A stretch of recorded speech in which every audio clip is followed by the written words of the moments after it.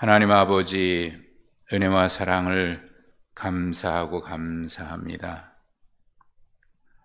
지난밤 우리가 쉬고 잘 때에 주께서 우리를 지켜주셨고 또 우리를 주님 품 안에 품어주셨습니다. 주의 은혜 가운데 쉬고 오늘 아침 일어날 때에 새 힘을 얻어 또한 하나님의 허락하신 이 날 시작할 수 있도록 은혜 주시고 무엇보다 먼저 주님 앞에 예배하면서 주님 앞에 찬송하면서 하루를 시작할 수 있도록 은혜를 허락해 주셨으니 감사합니다. 하나님, 우리가 매일 매 순간 숨 쉬고 거동할 수 있는 것이 하나님의 은혜요. 또 하루하루 허락받은 삶을 사는 것이 얼마나 감사한지요.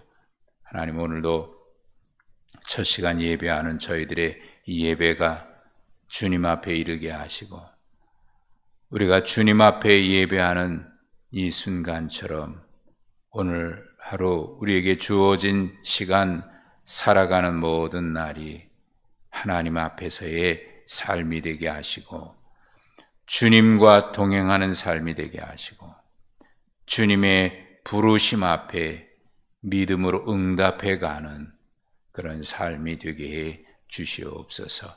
하나님, 오늘도 주님 앞에 엎드려 간구합니다. 우리가 구하는 많은 것들 있습니다. 그 전에 먼저 주님 앞에 구하는 것은 우리가 구하는 것이 주의 뜻이 되게 하여 주옵소서. 그리고 이 아침 우리에게 정한 마음 주시고 정직한 영을 새롭게 하여 주시옵소서. 그래서 오늘 이 세상을 살아가지만 그러나 이 세대를 본받지 않을 수 있는 그런 능력을 힘입게 해 주시어서 오늘도 주의 뜻이 무엇인지 분별하게 하시고 주님이 기뻐하시고 주의 온전하신 뜻 믿음으로 응답해서 우리의 삶이 주님 앞에 온전히 산 제물로 드려지는 영적 예배의 삶을 살게 하여 주옵소서. 하나님, 그 외에 우리가 구하는 모든 것 주께서 긍휼히 여겨주시고 주께서 도와주시어서 하나님의 선하신 뜻을 이루어 가게 하여 주시고 오늘도 연약한 저희들 우리의 삶의 문제 또 육체의 질고의 문제 우리의 마음과 뜻 그리고 우리 스스로 우리의 능력으로 해결할 수 없는 수없이 많은 죄의 문제들 인생의 짐의 문제들 주님 앞에 구하오니 주여 긍휼히 여겨주시고 크신 은혜를 내려 주시옵소서. 하나님, 오늘도 주의 말씀 앞에 엎드려서 주의 말씀을 듣고자 하오니 하나님 우리 심령에 세미하게 들려주시고 그 말씀을 통해서 주님의 거룩한 음성을 들어 오늘도 말씀을 따라 살아내는 그런 능력이 있게 하여 주옵소서. 이호순 권사님 새벽 예배를 드릴 수 있음이 감사드리며 환경과 여건 인도해 주심이 감사합니다. 주님 앞에 감사 예물 드립니다. 하나님 늘 감사하는 사랑하는 종에게 더하여 넘치는 감사가 있게 하여 주옵소서. 이 새벽 주 앞에 나와 예배하는 우리 모두 또 가정에서 온라인으로 주 앞에 엎드린 모든 성도들 주님이여 하늘 문을 여시고 하늘의 풍성한 은혜로 채워주옵소서. 예수님의 이름으로 기도하옵나이다. 아멘. 마태복음 5장 17절부터 보시겠습니다.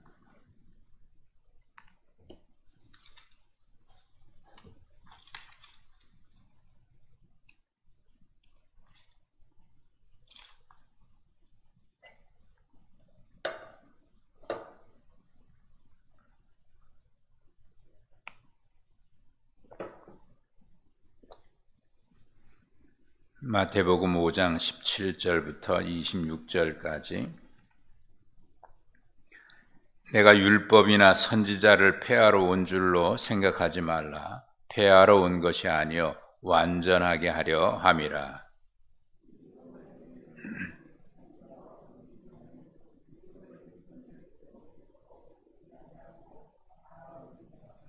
그러므로 누구든지 이 계명 중에 지극히 작은 것 하나라도 버리고 또 그같이 사람을 가르치는 자는 천국에서 지극히 작다 일컬음을 받을 것이요 누구든지 이 일을 행하며 가르치는 자는 천국에서 크다 일컬음을 받으리라.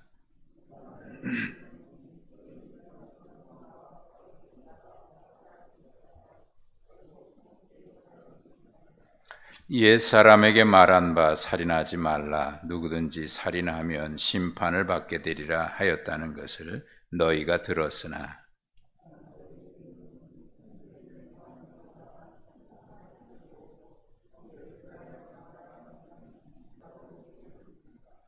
너를 고발하는 자와 함께 길에 있을 때에 급히 사화하라. 그 고발하는 자가 너를 재판관에게 내어주고 재판관이 옥리에게 내어주어 옥에 가둘까 염려하라.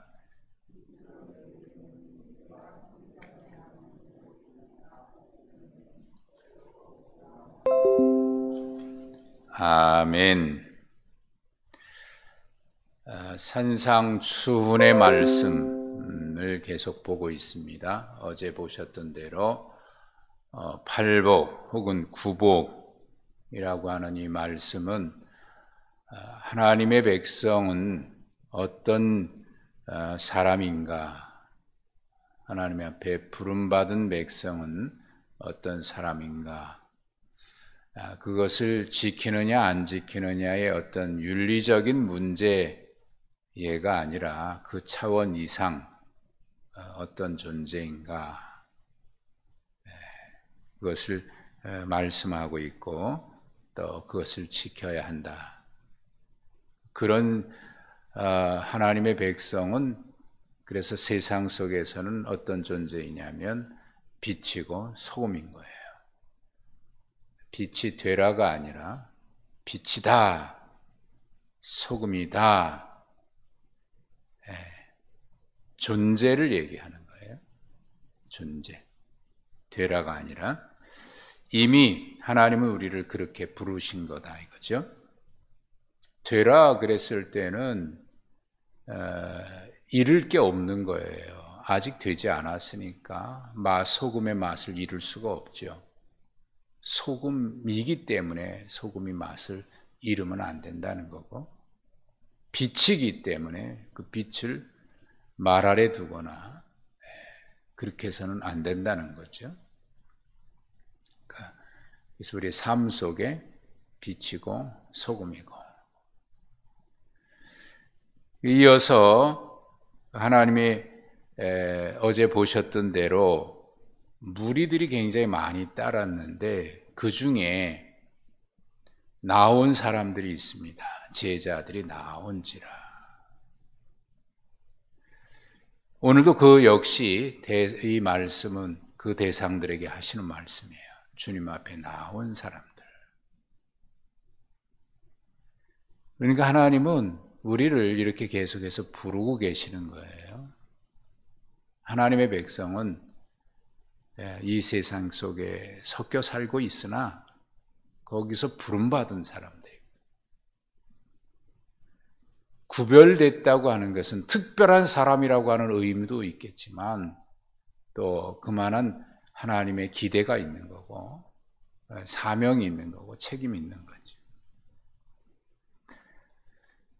오늘 본격적으로 이제 말씀은, 주님께서 하시는 말씀은 옛사람에게 말한 바 이런 말씀이 있지만 나는 너에게 이렇게 얘기한다 그러면서 율법에 대한 재해석을 얘기하시면서 그 전에 오늘 17절부터 20절에 하신 말씀이 뭐냐면 너희 의의가 서기관이나 바리새인보다 나아야 한다. 그런 말씀을 해요. 사실 그 당시에 이 말씀을 들었을 때, 이 서기관이나 바리새인이나 율법을 잘 아는 사람들이거든요. 그 사람들은 많은 사람들 앞에서 율법도 조금도 안 지키지 않는, 조금이라도 다 지키는 철저하게 율법적인 사람으로 알려져 있거든요. 저렇게 율법은 저렇게 지켜야 되는구나. 네. 여러분, 이 유대인들이 율법에 대해서 얼마나 철저합니까? 그 요셉, 마태복음에 나와 있는 요셉, 마리아와 정혼하고 혼인하기 전에 마리아가 잉태한 것이 드러났을 때에 의로운 사람이라, 그래서 조용히 끊고자 한다 그랬을 때 그 의로운 사람이라고 하는 것은 율법적인 의의를 얘기하는 거거든요. 법적인 의의예요.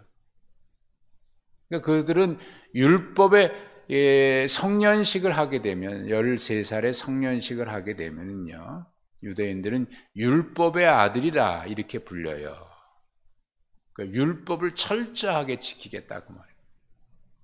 지금도 정통 유대인들은 13살이 되면 회당에 가서, 좀 더 열심히 있는 사람은 세계에 흩어져 있는 사람들 중에도, 얼마 전에도 TV에서 그 성지 이스라엘 땅에 대한 그 세계 어디 뭐 이런 데 소개하는 거에 보니까, 미국 뉴욕에 사는 유태인인데 그 아들이 13살 성인식을 할 때가 됐는데, 이스라엘 땅 그 사해 옆에 있는 그 마사다라고 있어요. 그 마사다라고 하는 그곳이 이스라엘이 로마와 항전해 주후 70년에 마지막 멸망하기 전에 거기서 끝까지 3년을 버텼던, 상전하다가 마지막 점령당할 때 유태인들이 우리가 로마군에게 점령되느니 차라리 우리 스스로 죽자 그러고 그 마사다 그 산 꼭대기에서 전체가 다 자결을 한 항전의 그 상징적인 의미가 있어요. 마사다. 거기에 데리고 와서 그 2000년 전에 거기가 헤롯이 지은 요새거든요. 거기에 보면 회당이 있어요. 꼭대기에. 뭐 터만 남아있는 거죠. 거기 와서 토라를 읽게 하고, 그리고 거기서 성년식을 하는 거예요.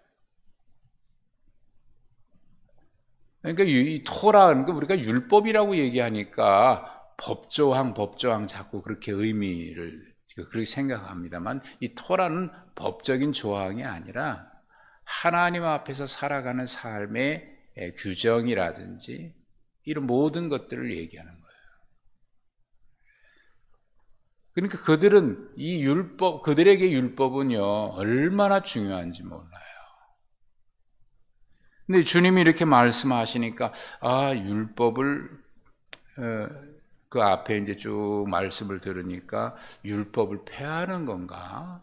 그렇게 생각한 사람이 있었는지 모르는데, 그래서 주님이 완전하게 한다라고 말씀해요. 율법을 폐하는 게 아니라 완전하게 하려 함이라 그러면서 하신 말씀이, 천지가 없어지기 전에는 율법의 1.1획도 결코 없어지지 아니하리라. 그러니까 이걸 또 1.1획도 없어지지 않는다 그러니까 이걸 법조문으로 생각해서 하나하나 다 이런 거, 그러면 철저하게 우리가 어떻게 그렇게 지키겠습니까? 또 이렇게 얘기를 해요. 근데 여기 1.1획이라고 하는 것은요, 지극히 작다라고 하는, 어떤 법도 하나님의 말씀에는 어떤 것도 크고 작은 게 없다는 거예요. 우리가 생각할 때 이건 중요하니까 이건 지켜도 되고, 이건 중요치 않으니까 덜 지켜도 돼, 안 지켜도 되고, 우리가 하나님의 말씀을 그렇게 할 수가 없는 거예요. 하나님의 말씀 어떤 것도 크거나 작은 게 없는 거예요. 이거는 안 지켜도 괜찮은 거니까 이 정도는 뭐 죄도 아니야. 그런 게 어디 있습니까? 1.1핵도 결코 없어지지 아니하고 다 이루리라. 그러면서 그러므로 누구든지 이 계명 중에 지극히 작은 것, 여기서 지극히 작은 것도 역시 1.1핵과 같은 의미예요. 지극히 작은 것 하나도 버리고 그같이 사람을 가르치면 천국에서 지극히 작다. 그러나 이를 행하며 가르치는 자는 천국에서 크다. 그러니까 이 얘기하면, 야, 어떻게 사람이 그렇게 완벽할 수 있지? 이건 불가능해. 애당초 이런 거는 불가능해. 이건 가능하지 않은 일을 말씀하시는데 어떻게 그렇게 차라리 안 지키는 게 낫지. 그렇게 살지 못할 바에는 아예 믿지 않는 게 낫지. 그런 겁니까? 여기 지극히 작다 1.1에 이걸 버리고 그렇게 가르치는 자는 게 뭐냐면, 내가 알면서 이런 마음이에요. 지금 말씀드렸던 것처럼, 에이, 이거는 불가능해. 그러니까 이거는 아예 지킬 생각도 하지 말고, 이 정도는 안 지켜도 돼. 이러면 안 된다 그 말입니다. 사람이야 실수는 할 수 있으니까, 이게 실수조차 허용되지 않는 완벽함을 얘기하는 게 아니에요. 실수는 할 수 있지요. 모르기 때문에 지나갈 수도 있지요. 근데 내 마음에 걸리고 있다, 그러면 안 되는 거지. 그러면 그거를 위해서 끊임없이 자기 자신을 치는 훈련. 여러분, 영적 싸움 얘기하지만요, 가장 큰 영적 싸움은 자기와의 싸움인 거예요. 자기를 치는 훈련. 끊임없이 자기를 치는 훈련. 여기 생명의 삶에 그런 이야기가 있는데, 역도 선수가 있는데요. 역도 선수가 190kg짜리 무게를 들었대요. 거기서 5kg를 더 들기 위해서 부단히 연습하는데 목사님이 그런 얘기를 해요. 150kg 들은 사람이 5kg도 못 들겠냐고, 그까짓 거. 그랬더니 그 역도 선수가 100kg에서 단 1g이라도 더 들려면 얼마나 연습을 해야 되는지 아십니까? 그거 겨우 드러낸 건데, 거기서 단 얼마라도 더 든다는 거는 그냥 100kg, 190kg 들었는데 5kg 못 들어?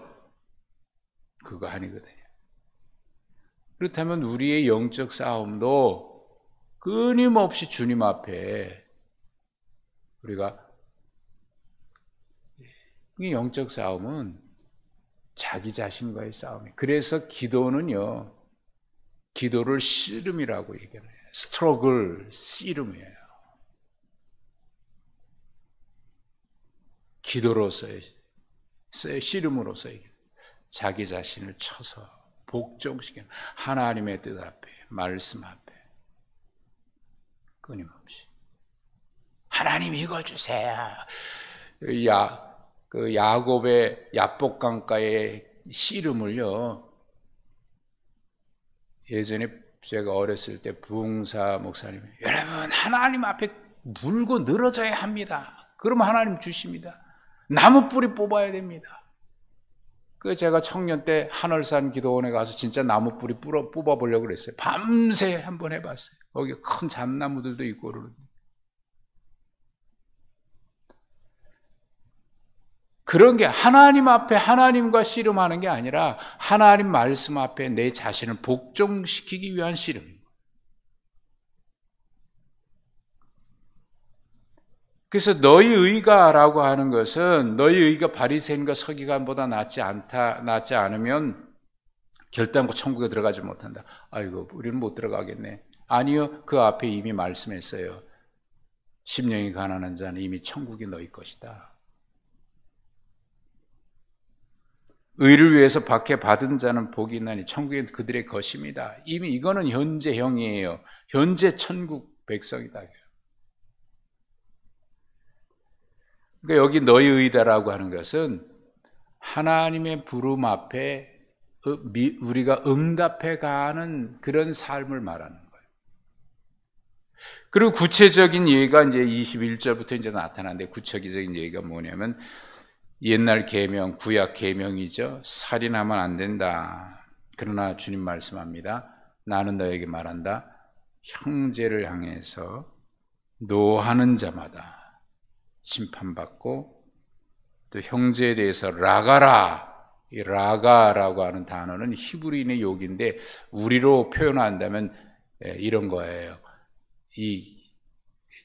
죄송합니다. 그런 표현을 써서 개 같은 놈아, 이런 이 돼지 같은 놈아, 이런 이 죽을 놈아, 뭐 이런 뭐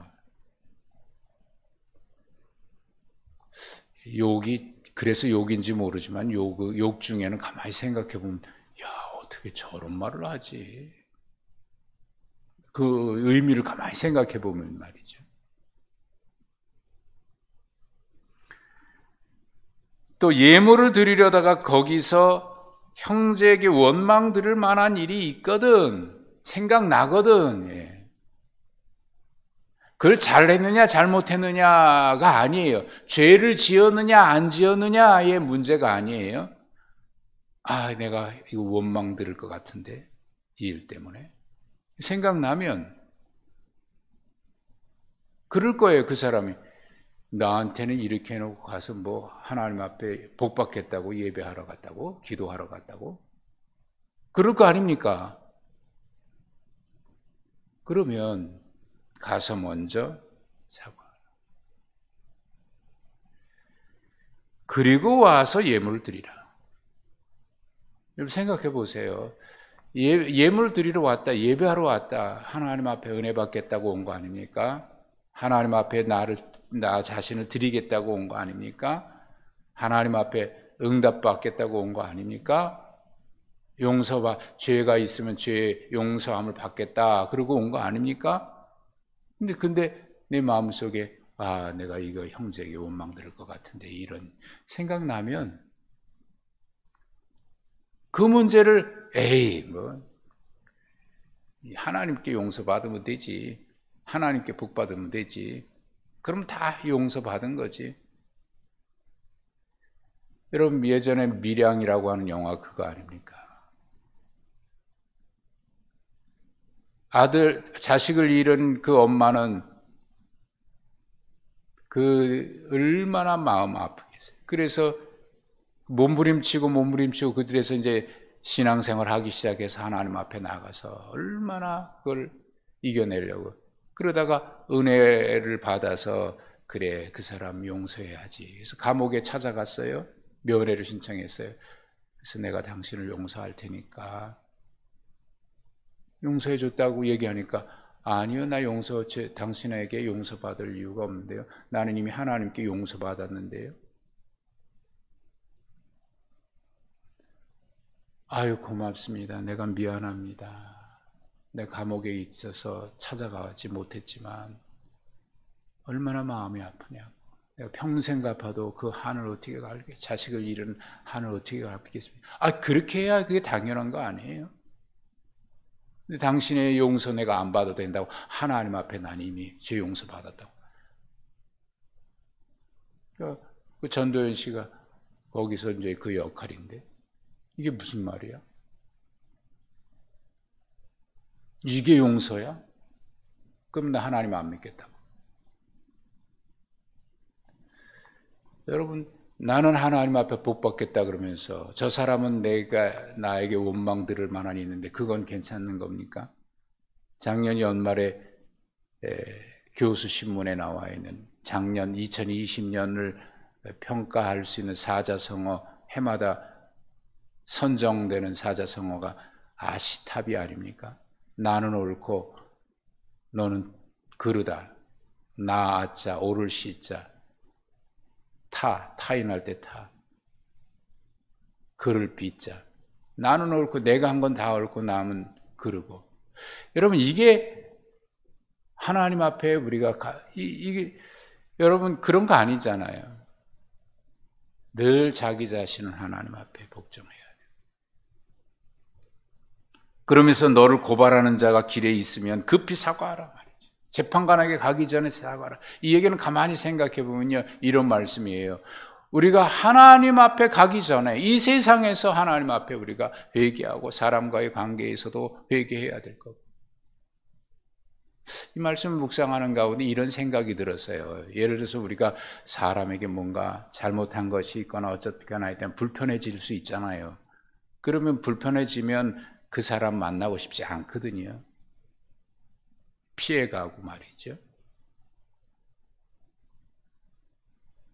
그런데 하물며 그러면서 하나님 앞에 내가 잘못한 게 있다 그러면 하나님 앞에 내가 알고도 순종하지 못하는 것이 있거든. 목사로서는 늘 그런 마음이 있어요. 내가 설교한 거 완벽하게 내가 다 지킬 수 있을까? 없지요. 에이, 다 지키지 못하니까 괜찮아. 그런 마음 갖고 있으면 안 돼. 그저 담대하게 외쳐 설교해야지. 어떻게 100%다 지켜? 여러분, 그렇게 마음먹고 하면 안 되는 거 아닙니까? 100% 완벽하게 지킬 수 있다고 얘기하는 게 아니에요. 그렇다고 해서 지킬 수 없다고 해서 그런 마음 먹으면 안 된다 그 말이죠. 그러니까 하나님 사람 앞에 불편해서 내가 그 사람 만나는 게 왠지 모르게 걸리고 그런다 그러면 하나님 앞에 그렇다고 하면 하나님 앞에 천국 간다? 이건 말이 안 되는 거 아닙니까? 말이 안 되는 거예요.